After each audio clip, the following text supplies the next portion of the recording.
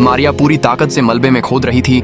उसके पंजे घिसकर खून निकल रहा था, लेकिन उसने रुकना नहीं सीखा। उसने 3 छोटे पिल्लों को भी मदद के लिए बुला लिया। हर कुछ मिनट में वह मलबे के अंदर जोर जोर से भौंकती, जैसे अपने बेहोश मालिक को जगाने की कोशिश कर रही हो। आखिरकार छोटी लड़की ने धीरे धीरे अपनी आंखें खोली। एन ने मुश्किल से सिर घुमाया और दादाजी को देखा तो उन्हें जगाने की कोशिश की। यह देखकर मारिया और बेचैन होकर भौंकने लगी। वह अंदर घुसकर अपनी मालकिन को बचाना चाहती थी, लेकिन रास्ता बहुत तंग था। तभी मारिया को कुछ सुनाई दिया और वह तुरंत दौड़ पड़ी। उसे 2 रेस्क्यू वर्कर मिले और उसने उनके कपड़े पकड़ लिए। वे समझे कि वह खेल रही है और उसे हटाने लगे, लेकिन मारिया ने कपड़े नहीं छोड़े। एक को शक हुआ। वह झुककर बोला, क्या तुम्हारा मालिक फंसा है? मारिया जैसे समझ गई, तुरंत मुड़ी और दौड़ पड़ी। वे दोनों उसके पीछे चल पड़े। मारिया उन्हें सही जगह पर ले गई और मलबे की तरफ जोर जोर से भौंकने लगी। रेस्क्यू टीम समझ गई कि कोई नीचे फंसा है और तुरंत काम शुरू कर दिया। हालात बहुत गंभीर थे। वे तेजी से मलबा हटाने लगे। मारिया पास में बैठकर पहरा देती रही, जैसे धन्यवाद कह रही हो। हेलीकॉप्टर को सिग्नल मिला और वह जल्दी पहुंच गया। एन और दादाजी को सुरक्षित देखकर मारिया शांत हो गई, लेकिन दादाजी की टांग बुरी तरह घायल थी और तुरंत इलाज जरूरी था। पहले दादाजी को ऊपर खींचा गया। जब एन की बारी आई, वह रोने लगी। वह मारिया और पिल्लों को छोड़कर नहीं जाना चाहती थी। ऊपर से आवाज आई कि अब जगह नहीं है, दादाजी को तुरंत इलाज चाहिए। मारिया भी भौंक रही थी, जैसे कह रही हो कि पिल्लों को साथ ले जाओ, लेकिन एन कुछ नहीं कर सकी। बस हेलीकॉप्टर से दूर होती मारिया को देखती रही। मारिया पीछे पीछे दौड़ी। परिवार से अलग नहीं होना चाहती थी। हेलीकॉप्टर आसमान में गायब हो गया। मारिया थक कर रुक गई। उसी दिशा में देखती रही। उसे विश्वास था कि वे वापस आएंगे, इसलिए वह वहीं पिल्लों के साथ इंतजार करने लगी। दिन कठिन होते गए। चारों ओर सिर्फ मलबा था। मारिया खाना ढूंढने निकली और उसे आधा बैग डॉग फूड मिला, लेकिन वापस मुड़ी तो देखा कि कौवे पिल्लों पर हमला कर रहे हैं। उसने खाना छोड़ दिया और दौड़कर उन्हें बचाया। पिल्लों को खाने दिया और खुद भूखी बैठी रही। कुछ कबूतर दिखाई दिए। मारिया धीरे धीरे पास गई और अचानक छलांग लगाई, लेकिन वे उड़ गए। फिर असफल। दिन और मुश्किल होते गए। उसे अपने मालिक की याद और सताने लगी। एक दिन उसे वो गेंद मिली जिससे वह खेलती थी। वह उसे लेकर उसी जगह गई जहां वे खेलते थे, लेकिन तभी पुल पर आफ्टर शॉक आया। पुल हिलने लगा और सब नदी में गिर गए। सौभाग्य से मारिया तैर सकती थी। उसने एक एक करके पिल्लों को किनारे पहुंचाया। अंत में खुद भी थक कर बाहर आई। 1 महीने बाद हालात शांत हुए। लोगों को अपने घर लौटने दिया गया। जैसे ही हेलीकॉप्टर उतरा, एन अपने घर की तरफ दौड़ी। उसने बार बार पुकारा, लेकिन मारिया कहीं नहीं दिखी। अचानक उसे कुछ याद आया और वह उस मैदान की तरफ दौड़ी जहां वे खेलते थे। वह चिल्लाती रही, लेकिन चारों ओर सन्नाटा था। वह रोने लगी। तभी हल्की सी भौंकने की आवाज आई। उसने देखा एक पिल्ला था। उसने उसे गले लगाया, लेकिन मारिया अभी भी नहीं थी। एन ने पूरी ताकत से पुकारा, फिर सन्नाटा। तभी एक आदमी ने दूर देखकर हैरानी जताई। एन धीरे धीरे मुड़ी। एक गंदी लंगड़ाती हुई कुतिया उसकी तरफ आ रही थी। वह मारिया थी। दोनों एक दूसरे की तरफ दौड़े और कसकर गले लग गए। इस बार वे कभी अलग नहीं होंगे।